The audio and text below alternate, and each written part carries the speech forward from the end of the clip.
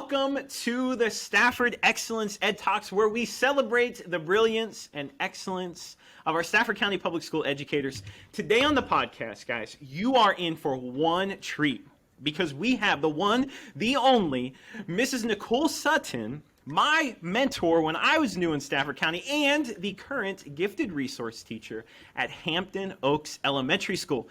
Nikki, welcome to the podcast. Thank you. I'm so excited to be here. I have been looking forward to this podcast for quite some time because I don't even know where to begin. I'm just so stoked. So everybody at home, before we get kicking, I want to say a couple of other things as well. Nikki was actually our Stafford County Teacher of the Year a couple of years ago. That's very important to let you know. So, the wisdom that she speaks is just tremendous. And secondly, I just wanted to remind you guys of the format of our podcast, divided into 3 sections. We're going to first learn all about your story, Nikki.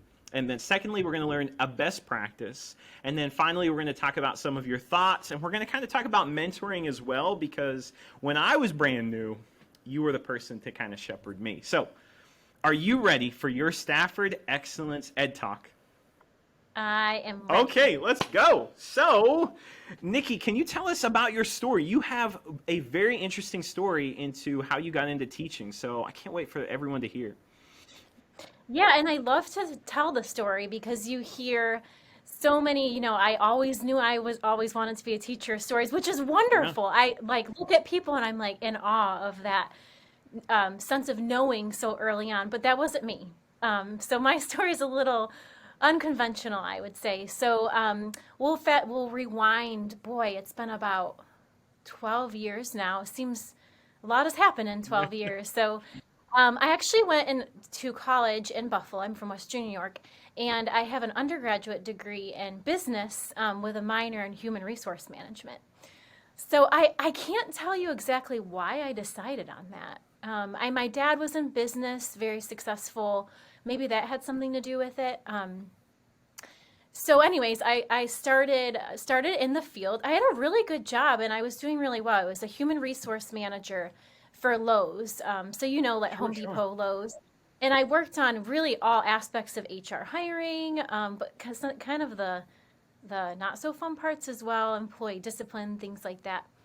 I knew I always wanted to inspire and serve others.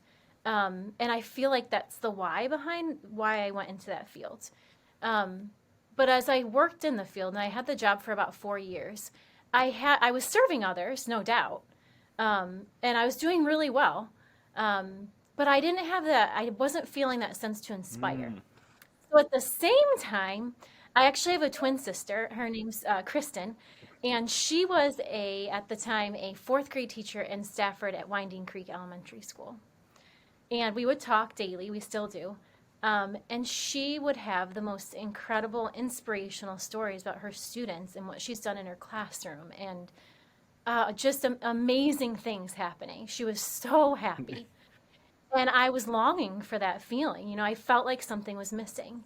So again, this was a 4-year thing. So I would come down on vacations. Well, as you know, teacher vacations are based on, season, spring break. But in the business world I was in, it wasn't so much. So I would come down on vacations, and she would allow me, and her principal to allow me to come in the classroom. Oh, how cool. And the things I saw her doing, and the community even of teachers in the building was just, I just knew almost right away that that's what I needed to do. Of course, it took a lot of bravery and a sense of boldness to be able to make that move. So I decided after, just reading and talking to her more and visiting her classroom that I needed to quit my job and go back to school to start my journey into education. Wow. So I had a post-baccalaureate degree. At that time, I was living in Vermont. Great program I went to. I received my teacher's license. And then I started a master's program. And the time fit right where my husband and I were ready to move, and we knew that Stafford County was the place to be. So my sister is able to talk to Teresa Aber, who's wonderful in HR, Yes. and she was able to get me an interview. And I interviewed at a few schools. I interviewed at Kate Waller Bear Elementary School with Kim Austin, and we hit it off. And her school was my home for 9 years. And I recently changed positions to teach gifted at Hampton Oaks Elementary. So I've been here. This is my second year at this school. Oh my goodness. I don't even know where to begin. That's first of all, that's so inspirational. And talk about the level of courage and bravery, like you said, to make that jump. Like that had to be scary. And it's so funny you said that, Dan, because as I was thinking about the story, at the time, I know I know it was bold, and I know I had to have, this huge sense of bravery. But I feel was so passionate about it. Yeah. To me at the time, I had to do it, and I did. Looking back, it seems a lot more scary than I actually felt. And maybe it's just was that sense of knowing that I had to do it. Yeah. Well, selfishly, I am so glad you made that decision because you inspired me and built the foundation for, my professional identity as an educator. And secondly, the kids who you've impacted and served are so lucky. And for everybody at home, the thing that I admire the most about you, Nikki, is just your ability, your unconditional love for every child. Like literally getting to know every kid down to their core, really getting to know what makes them tick and what the things that they love, and just making them feel like $1,000,000. And I watched for 9 years, as you did that with every single student who walked through your door. So Well, thank you. that we are so lucky that you're part of the profession, and we're so lucky that you're here in Stafford County Public Schools. Well, I feel lucky too. And I have to tell you that this is something I didn't mention, the transition from a classroom teacher to my current role. And that was, for me, just a different challenge that I was looking for. But one of the things I love about my job now, and I have a mentor that told me this. I get in my current position, I get to hang out with students sometimes from the time they're in kindergarten until the time they get to fifth grade. That's cool. And that's awesome. It's so cool. It's, as a classroom teacher, you have these amazing, intense short-term relationships, and they are awesome, and you still hear from kids. So it is long-term on that spectrum. But seeing their day-to-day in my current role has been really Oh cool. my gosh, that's so cool because I always struggled with that, that short term, idea of having a group of kids from, September until June, and then they were on to the next grade. And I almost got jealous that they were moving on to middle school. I'm like, Yeah, no. So my time's not up. exactly. So I know you said that I love that you touched on the part that, you did not initially say when you were a kid, oh, I want to be a teacher. You went a different route and then you switched. So did you have a teacher or a coach or a family member or someone who kind of molded who you are as a teacher? Maybe you carry some of those attributes with you? I have so many. In particular, I had a second grade teacher. Her name's Mrs. Raleigh, and a fifth grade teacher, Mr. Pickard. Okay. And I remember the most from those years, which is interesting. Yeah. I feel like when you have those connections, that's when memory triggers must stick or something. But yeah, they had a genuine interest in me. So I feel like that's part of the why. I have to tell you this though. There's teachers that I see daily that still inspire me. It keeps me, I think working in schools, like I was just working with a fifth grade teacher. I'll give her a shout out right now. Her name's Ashley Yeah. Wright at Hampton Oaks, and her spark and enthusiasm for learning and empowering her students keeps me going as well. Nice. Well, shout out to all those folks, the folks who inspired you, and also to Ashley Wright at Hampton Oaks Elementary School. I think right now it's really hard to kind of forget about the good that we're doing because it's so hard, especially for teachers right now in the classroom. So those shout outs are really important. Yeah, and I could go on and on. So, and also, I think I saw some City of Ember pictures from that particular teacher. So we'll have to share those online, okay? And make sure Yeah, we definitely everyone can Yep, see those. we So can. getting back to you and your excellence, as I said, Nikki, you were the Stafford County Public Schools Teacher of the Year a couple of years ago. So number one, that speaks volumes because you're kind of the voice Thank you. for thousands of educators here in Stafford County. But I want to kind of talk about your excellence. Do you have a best practice or innovation or something you'd like to share for everyone listening? Yeah, and I have several, and a lot of them, I attribute to the work that you did and at Barrett Elementary, the work that we did as a collaborative team there with Mrs. Austin. I would say right now, something that's on the forefront of my mind is because with conferences right now, was just the rollout with student-led conferences and the way that those empowered our learners to really feel that they own their own learning. Not only that, but allowing parents, I feel like, to be more invested when they hear their kids speak and just the true happiness and joy those parents saw and felt when they saw their Yeah. kid really own that Yeah, when we learning. sat down to kind of design that format along with Kim Austin, can you tell the folks at home a little bit about kind of the layout, kind of the format of a student-led conference? What does that look like? How's it different from a traditional parent-teacher conference? So a traditional parent-teacher conference would be more of the teacher, speaking to the parents. Definitely more of a one-sided conversation. This is what I see in the classroom. Boom, boom, boom, boom. Student-led conferences really take the teacher out of it, really, for the most part. It's really there's a lot of training on the front part from the classroom teacher. But it allows students to develop goals and be able to speak to their learning in front of their parents. Of course, the teacher's there, helping lead just the skeleton parts of that conference, but really, it truly is the student leading their learning. Yeah, and you are actually famous. There is a video of you and an example of a student-led conference. I'm gonna have to Long link time it ago. on this YouTube, so folks can kind of check that out, kind of to see a model of what a really effective student-led conference would look like. Yeah, that was a long time ago. That was probably year maybe two or three for I me. know. So I so agree. I remember the reactions from so many parents and family members in student-led conferences. Some of them would literally start crying, and I'm not making this up. And they were tears of yeah, joy. They were yes. so proud of their kid. So talk about something really powerful to implement.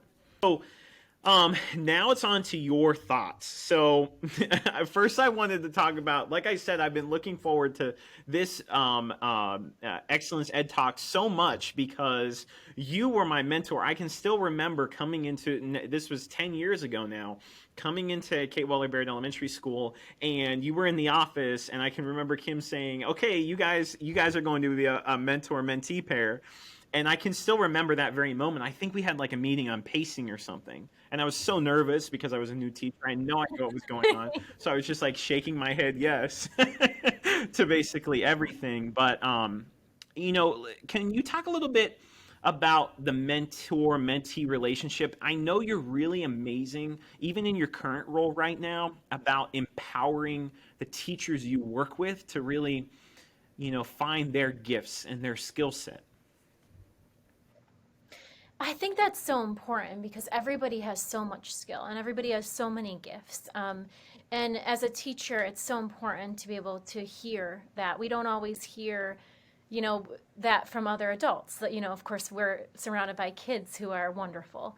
I feel like as a mentor, the biggest thing is to empower your mentee and to really focus on their gifts and their strengths. I remember for a specific example with you, this was your first year, and you came to me and you said, Nikki, I had a teacher that you must have worked with through student Oh, yeah, teaching, yeah, yeah. and he did something called a turkey Yeah, I bowl. remember this.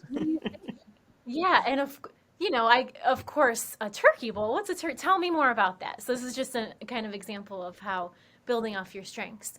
And you were so excited, and I feel like I rolled with it and we developed this awesome It was turkey so bowl fun. together. Do you remember It that? was so fun. And so it wasn't me just telling you what to do. It was more of, well, let's do this together. Let's develop it together. And I feel like empowered you and empowered me too. Yes. Oh Um, my goodness. it was awesome. I still can remember our huge Yes. turkey out in the hall. And, and we also, this is important to note too. If I remember right, we also included the rest of our Yes. team in our turkey Yes. bowl. Yeah, it was so powerful, and that's what I remember most about our partnership is that you didn't just pass things down to me my first year teaching. You weren't just like, Dan, do all of this. This is a way to do it. You kind of gave me the outline and kind of let me fill that in with my strengths and different things like that as we collaborated. Because Yes, we collaborated absolutely. on so many things. Growth mindset, we would bring our classes together. Academy, Barrett Academy, and everything we planned and dreamt up with that. Um, yeah, it's so powerful when you work together to kind of find the strengths of everybody on the team and really bring those to light. So, Absolutely. And stay positive. yes, it's so easy. Because one of my favorite quotes is, it's not all sunshine and rainbows, but most of it is. You Yes. know, there, it's not always, but most of it is. Exactly. And especially now, it's so easy to fall into the negative kind of, Hmm. and not think about the sunshine and rainbows. So it's just important to sometimes to just, think about what we're grateful for, kind of step back and really see that we are making an impact. So Absolutely. thanks for being my mentor. That's just like tremendous, and something that's really inspired me for the first 10 years. So Well, and thank you for being my you mentee. bet. Or we'll have to thank our Exactly. awesome Miss Boston for that one. Exactly. So, guys at home, you can see why Nikki is an example of Stafford County excellence. I mean, we could go on all day long with her greatness.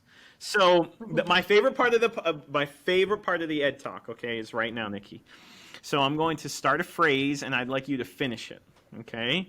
With whatever comes to mind. So, here's our first one. Here we go. The thing I love most about being a gifted resource teacher is. The relationships with students, hands down. I think thinking that you are able to empower them to do is just amazing. And then to hear back from them years later about how you did something or you inspired them in some way, there's nothing And better. you are so masterful at that. Um, just awesome. We all could learn Mhm. from you. Second, dear first year teacher me. Okay, I've got this one. Continue to surround yourself with people who are positive. I love that. It's the whole marigold idea, you know. Yes. And I really genuinely have very strong belief in that. I feel very strongly in the fact that if we surround ourselves, especially in mhm, this, especially as a teacher, if you surround yourself with people that are positive, and not always, we're sure. human, right? But for the most part, are positive and light that wildfire within you. That's the way to do it. Yes. Oh my gosh, I love that. And second or third, Stafford County is the place to work because. Stafford County if you look at the numbers, is a huge school division, but it doesn't feel that way. Mm, It feels like family, so I would say Stafford County is a place to work because we're a family. yeah. We're in it together. People are always there to support you, and it's an awesome place to work. Yes. Yes, yes, yes. Well, Nikki, I just have to say thank you from the bottom of my heart because you're literally Stafford County excellence in every way the word is described and defined. And I just thank you for what you do for kids and thank you for what you do for educators, especially now in your role as a gifted resource teacher. So thank you, thank you, thank you. You are Stafford County excellence. Thank you, Ian. I appreciate all of those It kind was words. so fun to have you on the Ed Talk today. So, everybody at home, as always, you can go on over to the Stafford County Public School YouTube page and find a new episode of Stafford Excellence Ed Talks each Wednesday. And for now, we'll see you next week. Bye.